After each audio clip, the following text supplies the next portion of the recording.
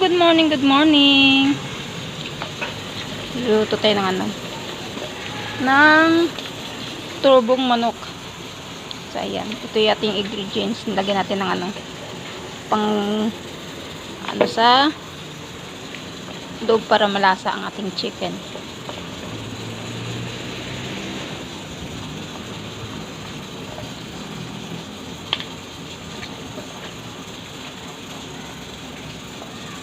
Ipunas natin dito para mas mabango siya.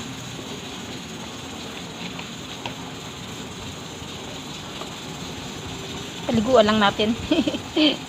Papaliguan natin yung ating chicken.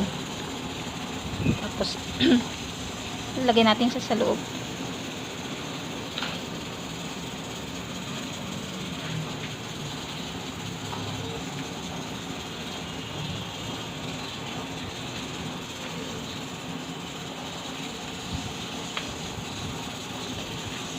Ito yung version ko na lechon chicken. Kanya-kanyang version lang naman yan mga kalabs kung paano natin mapapasarap ang ating niluluto mga kalabs. So ayan, kanya-kanya lang yan mga kalabs. Siksik natin sa loob.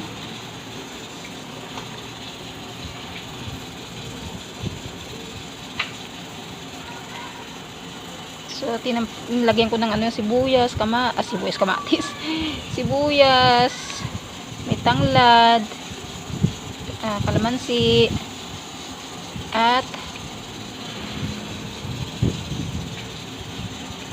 paminta, patis.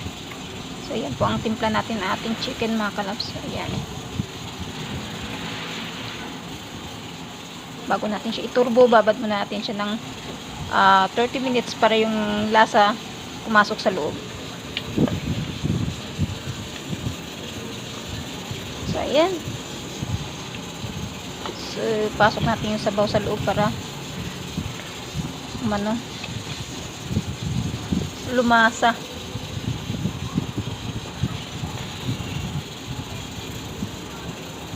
Ang sarap lang kasi kumain nito mga kalabs kaya naggawa po tayo. Since na Sunday naman po ngayon, banding day, kaya yun, nagluto po tayo.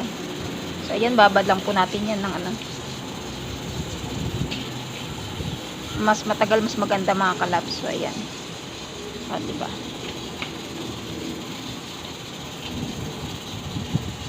Yan. So ituturbo na po yan mga kalabs pag naibabad na natin siya. Yan pong ating version turbo chicken. Thank you for watching mga kalabs. God bless everyone.